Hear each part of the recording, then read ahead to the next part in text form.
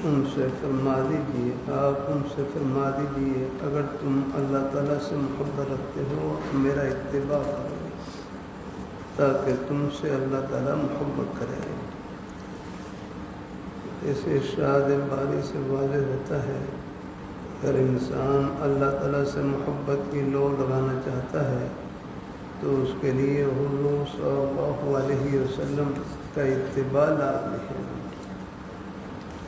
حضور صلی اللہ علیہ وسلم کا اتباع کرنے والوں کو اللہ تعالیٰ اپنا دوست بنا لیتے ہیں۔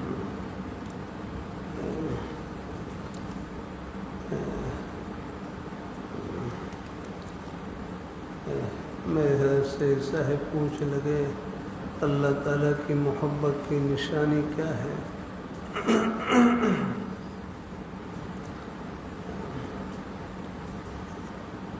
فرمایا اللہ تعالیٰ کی محبت کی نشانی اتباع سنت ہے، اتباع سنت، آپ کے پیارے نورانی طریقوں کو اپنے سینے سے لگانا ہے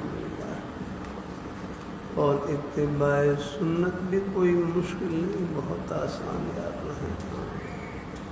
سنت کا ایک معنی ہے الطریقۃ المسلوکۃ فی الدین، سنت اس راستے کو کہا جاتا ہے جس پر چلا جائے جو دین کے اندر رائج ہو جائے۔ اس معنی کے اعتبار سے یہ سنت کا اطلاق فرض، واجب، سنت، مستحب سب پر ہوتا ہے۔ اللہ تعالیٰ اپنی مہربانی فرمایا ہے۔ دیکھو سنت کا معنی طریقہ، نماز پڑھنا آپ کا پیارا روحانی طریقہ، سب نے الحمدللہ فجر کی نماز ادا کی، ظہر کی نماز پڑھیں گے، روز الحمدللہ 5 نماز ادا کرتے ہیں۔ یہ حضور کے پیارے نورانی طریقہ پر عمل کر لیا اور حضور کی روح مبارک کو ٹھنڈک پہنچا دی۔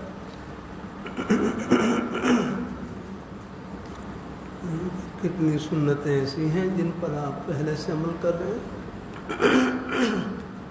اب دیکھو سلام کرنا آپ کا پیارا نورانی طریقہ، حدیثی میں آگے پڑھیں گے افشوا السلام، یہ حدیثی میں آتا ہے السلام علی من عرفت ومن لم تعرف، ہر ایک کو سلام کریں خواہ وہ آپ کو جانتا ہو یا نہ جانتا ہو۔ میں نے وہاں ازبکستان کے سفر میں وہاں پر دیکھا، وہاں ابتدا بالسلام کا بہت رواج، ابتدا بالسلام کا، بلکہ چھوٹے چھوٹے بچے بھی قریب سے گزرتے کون کہتے السلام علیکم، بلند آواز سے السلام علیکم۔ اللہ تعالیٰ اپنی مہربانی فرمائے، وہاں بتانے لگے یہاں کرائم یعنی جرائم نہ ہونے کے برابر ہے یہاں پر، یاد رکھو اللہ تعالیٰ اپنی مہربانی فرمائے۔ میں نماز والی چادر، یہ مجھے تکلیف ہے، ہر نماز کے لیے تیاری کرنی پڑتی ہے، یہ نماز کے قریب پھر اب تو خیر الحمدللہ حدیث کے سبق کے لیے کوشش کرتا ہوں الحمدللہ۔ اللہ تعالیٰ اپنی مہربانی فرمائے، باوجود بیٹھا ہوں الحمدللہ۔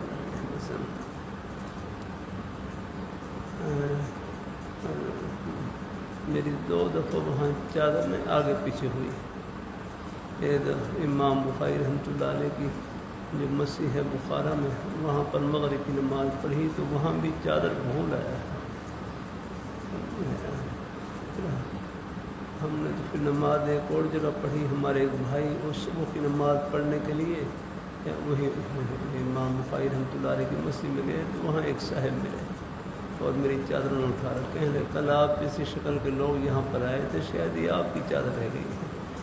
پہلے تو ان کو یاد نہیں آ رہا تھا، پھر ان کو اندازہ ہو گیا کہ ہمارے قافلے میں ایک ساتھی ہے جو چادر استعمال کرتے ہیں، انہی کی ہوگی، تو واقعی وہ میری چادر ہے۔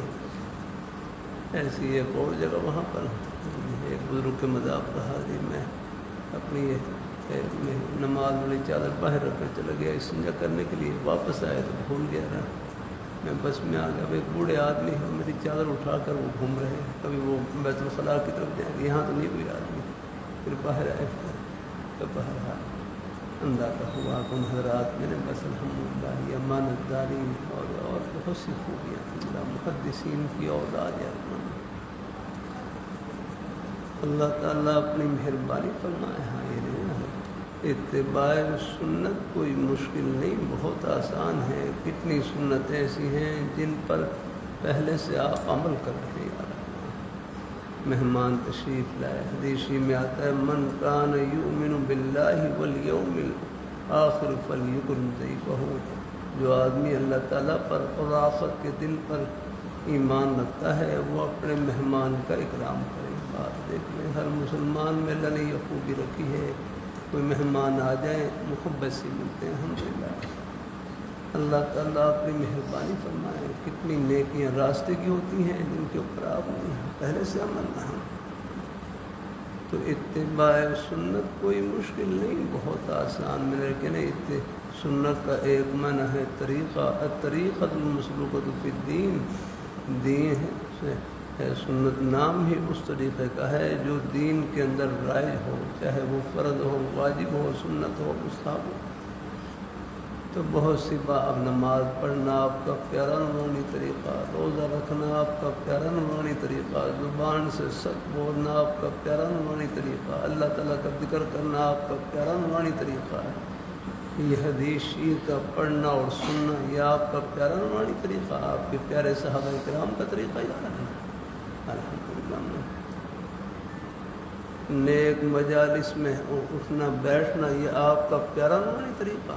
خود اللہ میاں نے آپ صلی اللہ علیہ وسلم کو امر فرمایا،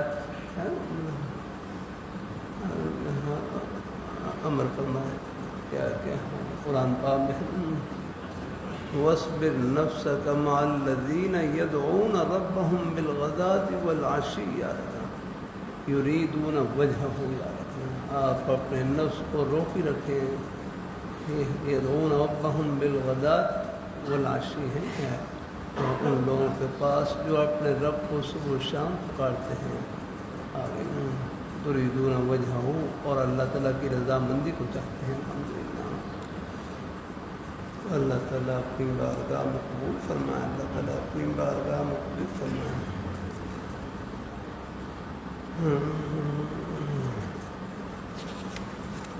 اللہ تعالیٰ اپنی مہربانی فرمائے۔ اس ارشاد تو فرمایا قل ان کنتم تحبون اللہ فاتبعونی یحببکم اللہ، ان سے فرما دیجئے اگر تم اللہ تعالیٰ سے محبت رکھتے ہو تو میرا اتباع کرو۔ یا رکھنا ہمارے بزرگ فرمائے لگے اللہ تعالیٰ نے اپنی ذات کو چھپا رکھا ہے، اللہ تعالیٰ نے اپنی ذات کو چھپا رکھا ہے، یہاں ہماری آنکھوں میں دیکھنے کی ہمت نہیں ہے، آخرت میں اللہ تعالیٰ اپنا دیدار نصیب فرمائیں گے۔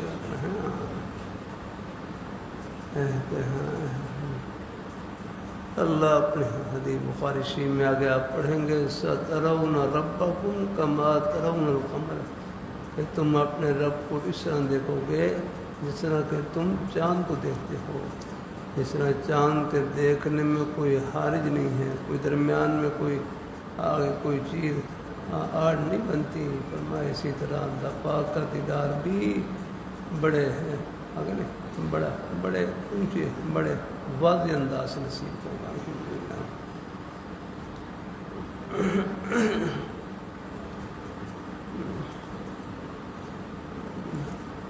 تو اس ارشاد باری سے واضح ہوتا ہے اگر انسان اللہ تعالیٰ سے محبت کی لو لگانا چاہتا ہے تو اس کے لیے حضور صلی اللہ علیہ وسلم کا اتباع لازمی ہے۔ حضور صلی اللہ علیہ وسلم کا اتباع کرنے والوں کو اللہ تعالیٰ اپنا دوست بنا لیتے ہیں۔ خود فرمایا قل ان کنتم تحبون اللہ فاتبعونی، اگر تمہیں اللہ تعالیٰ سے محبت کا دعویٰ، ہماری ذات سے محبت کا دعویٰ، فاتبعونی پھر تم میری اتباع کرو۔ آپ صلی اللہ علیہ وسلم کی اتباع کا انعام یہ ملے گا کہ یحببکم اللہ، اللہ تعالیٰ تمہیں اپنا دوست بنا لیں گے، اللہ اپنا مقرب بنا لیں گے۔ بھائی کہنے لگے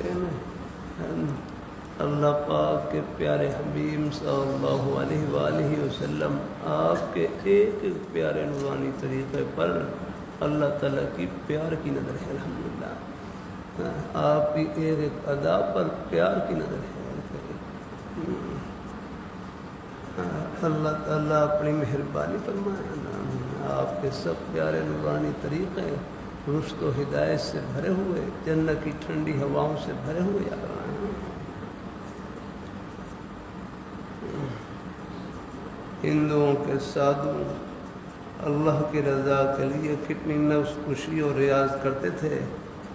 میں نے بعض سادھوؤں کو دیکھا ہے کہ انہوں نے اپنے بازو سکھا لیے، اپنی بار ٹانگیں سکھا دیتے ہیں، لیکن یہ ساری ریاضت اللہ تعالیٰ کی رضا کے لیے کرتے ہیں، مگر چونکہ حضور صلی اللہ علیہ وسلم کا اتباع نہیں، اس لیے ان کے مقابلے میں ایک ادنا کلمہ کو مسلمان جو 5 وقت نماز کا پابند ہے، رمضان کے روزے رکھتا ہے، اس کا اللہ تعالیٰ سے تعلق جڑا ہوا ہے، کیونکہ یہ اتباع نبی کریم صلی اللہ علیہ وسلم میں کرتا ہے۔ اللہ تعالیٰ جن کو باطن کی آنکھیں، اندر کی آنکھیں دیتے ہیں، ان کو نظر آتا ہے کہ ان سادھوؤں کا تعلق اللہ تعالیٰ سے کٹا ہوا ہے، اندر سے تار کٹی ہوئی ہے۔ انہیں چونکہ توحید کا نور نہیں ہے، اس لیے ان کی ساری ریاضت رائگاں جاتی ہے، اللہ تعالیٰ کے ہاں ان کی کوئی بات قبول نہ ہوگی۔ اسی طرح اگر عبداللہ جان اور محمد دین کا عقیدہ درست نہیں، دل میں قرآن پاک پر معترض ہیں، بظاہر مسلمان ہیں، ان کی بھی کوئی بات قبول نہیں۔ افتؤمنون ببعض الکتاب وتکفرون ببعض فما جزاؤ، کیا تم کتاب کے ایک حصے پر ایمان رکھتے ہو اور دوسرے حصے کا انکار کرتے ہو؟ پاک اور پلید مل جائیں تو سب پلید ہو جاتا ہے، ایمان اور کفر مل جائے تو ایسا ایمان اللہ تعالیٰ کے ہاں مقبول نہیں ہے۔ اس پر خوش نہیں ہونا چاہیے آگے، بلکہ فکر مند رہنا چاہیے، دیکھنا یہ چاہیے کہ ہم حضور صلی اللہ علیہ وسلم کی تابعداری کر رہے ہیں یا کہ نہیں۔ اللہ تعالیٰ ہم سب کو توفیق نصیب فرمائے، اللہ تعالیٰ سب کو اللہ تعالیٰ قبول فرمائے، اللہ اپنی بارگاہ میں الحمدللہ۔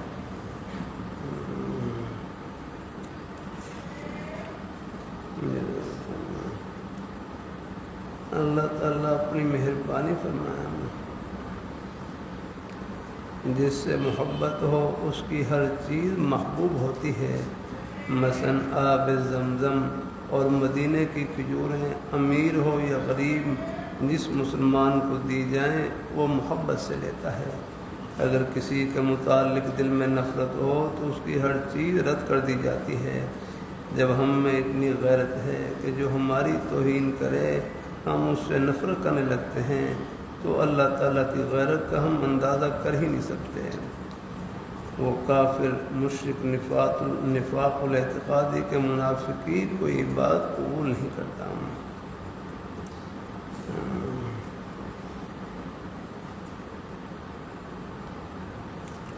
اللہ تعالیٰ سب کو اللہ پاک کی ذات اللہ تعالیٰ ایمان نصیب فرمائے، اپنے نیک رستے کی اللہ تعالیٰ سب کو اللہ تعالیٰ سمجھ عطا فرمائے۔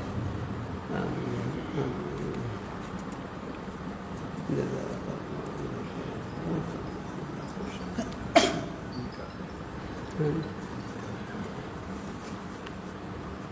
اچھا،